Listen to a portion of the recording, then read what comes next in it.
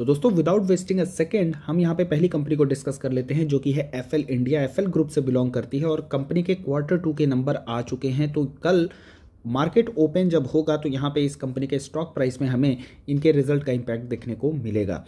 यहाँ पे अगर हम रेवेन्यू की बात करें, सारी वैल्यूज जो है मिलियंस में दी हुई है। इस क्वार्टर में कंपनी ने 354 करोड़ रुपए का रेवेन्यू जनरेट किया है, जबकि पिछले साल सेम क्वार्टर में 274 करोड़ रुपए के रेवेन्यू थे। तो YoY बेसिस पर 29% की ग्रोथ है। और अगर आप पिछले क्वार्टर में देखेंगे तो 347 करोड़ रुपए के रेवेन्यू थे, जो कि 2% से बढ़ करके 354 करोड़ रुपए हो चुके हैं।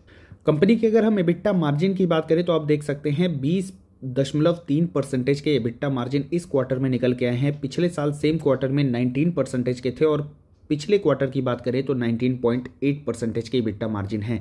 तो क्वार्टर ऑन क्वार्टर और ईयर ऑन ईयर आप देख सकते हैं कंपनी के एबिटा मार्जिन इंप्रूव हो गए हैं। अब यहाँ पे अगर हम कंपनी के इसके अलावा जो है तो टैक्स वगैरह और फाइनेंस कॉस्ट आप देख सकते हैं, यहाँ पे कंपनी ऑलमोस्ट डेट फ्री है। कोई खास यहाँ पे डेट नहीं है, जिसकी वजह से महज 2 करोड़ का यहाँ पे कंपनी जो है तो इंटरेस्ट पेमेंट करती है। अदर देन दैट यहाँ पे अगर हम नॉर्मलाइज्ड पैट की बात करें तो आप देख सकते हैं कि इस क्वार्टर में 58 करोड़ रुपए का कंपनी का नेट प्रॉफिट निकल के आया है, जो कि पिछले साल सेम क्वार्टर में 42 करोड़ रुपए के नेट प्रॉफिट थे। और अगर आप देखेंगे यहाँ पर पिछले क्वार्टर की बात करें तो 55 करोड़ रुपीस के नेट प्रॉफिट थे। तो यानी नेट प्रॉफिट में YoY बेसिस पे 39% का इजाफा है और वहीं क्वार्टर ऑन क्वार्टर बेसिस पर 6.2% की ग्रोथ देखने को मिल रही है। क्वार्टरली बेसिस पर अगर कंपनी के हम रेवेन्यू ग्रोथ की बात करें तो अभी तक 3 सालों में 61% से कंपनी के जो है तो रेवेन्यू Q2 में ग्रो किए हैं।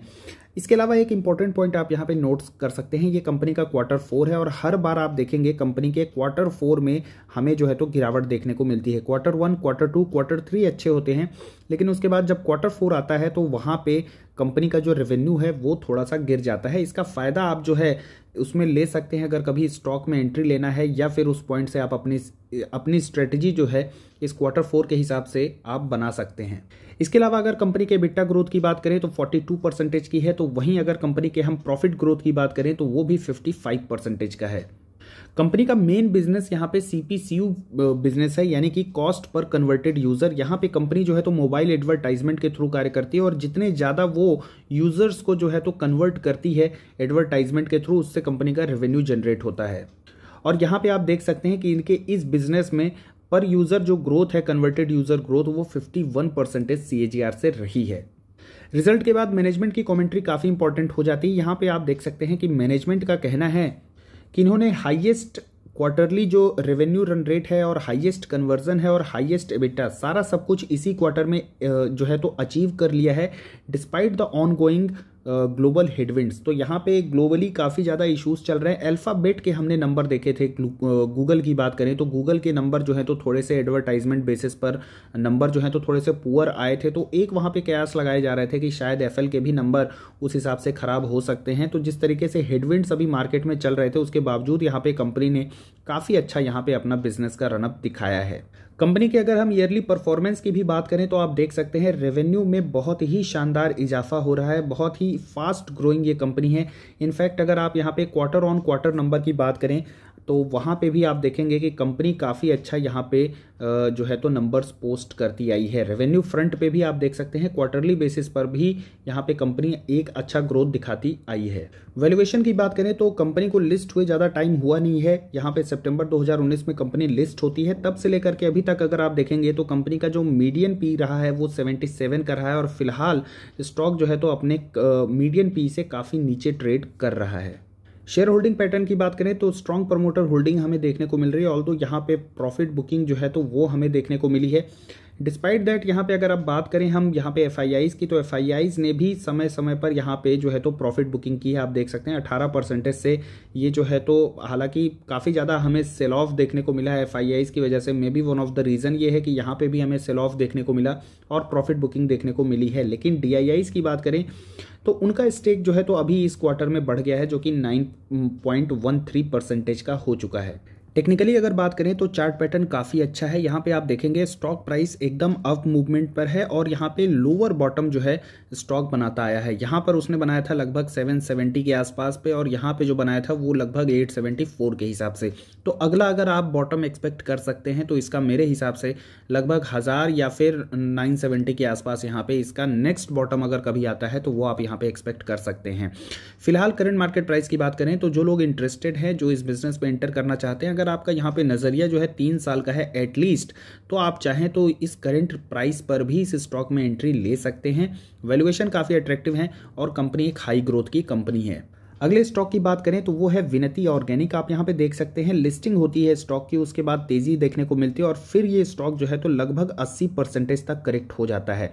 उसके बाद यहाँ से आप देखेंगे 2011-12 तक इसमें कुछ खास रनअप देखने को नहीं मिलता है, लेकिन 2011 से अगर आप देखेंगे यहाँ पे तो स्टॉक प्राइस ने एक अच्छा मूवमेंट दिखाया। इनफैक्ट मार्केट लीडर की बात करें पीडीलाइट, जो कि केमिकल सेक्टर का मार्केट लीडर है, रिटर्न्स के मामले में इसने उसको भी पछाड़ दिया है।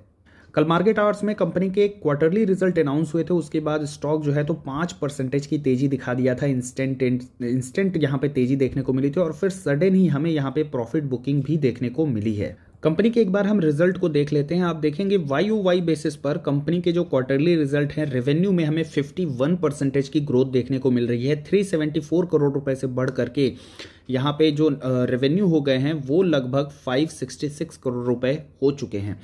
कंपनी के अगर नेट प्रॉफिट की बात किया जाए तो आप देख सकते हैं 81 करोड़ रुपए से ये नेट प्रॉफिट जो है YoY बेसिस पर 43% की ग्रोथ हमें यहाँ पे देखने को मिल रही, जो कि बढ़ करके 116 करोड़ रुपए हो चुके हैं। इनफैक्ट अगर आप क्वार्टर ऑन क्वार्टर बेसिस पर भी देखेंगे तो कंपनी का नेट प्रॉफिट 15% से बढ़ा है और अगर रेवेन्यू की बात करें तो रेवेन्यू भी यहाँ पे क्वार्टर ऑन क्वार्टर बेसिस पर अगर आप देखेंगे तो 12% की ग्रोथ देखने को मिल रही है। जहां सभी कंपनीज के मार्जिन काफी ज्यादा इंपैक्ट हो रहे हैं, आप देखेंगे यहाँ पे कंपनी के जो मार्जिन है YoY बेसिस पर 27% से घट करके 26% हो गए हैं। तो मार्जिन का इंपैक्ट यहाँ पे भी हुआ है, लेकिन उतना ज्यादा यहाँ पे हमें मार्जिन का प्रेशर नहीं देखने को मिल रहा है। क्वार्टर ऑन क्वार्टर देखेंगे तो ये मार्जिन हमें फ्लैट से देखने को मिल रहे हैं। किसी भी कंपनी की ग्रोथ आप उसके सेल्स से लगा सकते हैं। सेल्स आज से 10 साल पहले जितने थे, आज की डेट में आप देख सकते हैं कंपनी उतना प्रॉफिट जनरेट कर रही है। इनफैक्ट अगर आप अभी तक की ग्रोथ की बात करें तो सेल्स यहाँ पे लगभग 7 टाइम्स हो चुके हैं और हर साल यहाँ पे कंपनी कंसिस्टेंटली अपने जो सेल्स हैं और प्रॉफिट हैं उसको इंक्रीज करती जा रही है।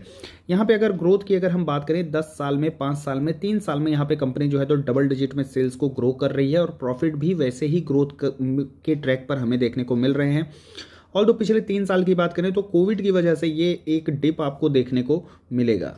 स्टॉक प्राइस की मूवमेंट की बात करें तो यहाँ पे आप देख सकते हैं कंसिस्टेंट कंपाउंडर रहा है पिछले 10 सालों में। प्रोमोटर होल्डिंग की बात करें, एक स्ट्रॉन्ग प्रोमोटर होल्डिंग आपको इस स्टॉक में देखने को मिलेगी। 74% की प्रोमोटर होल्डिंग है और FIIs की होल्डिंग उतनी ज़्यादा नहीं है, लेकिन इस स्टॉक में DIIs का इंटरेस्ट काफ़ी ज़्यादा हमें देखने को मिल रहा है।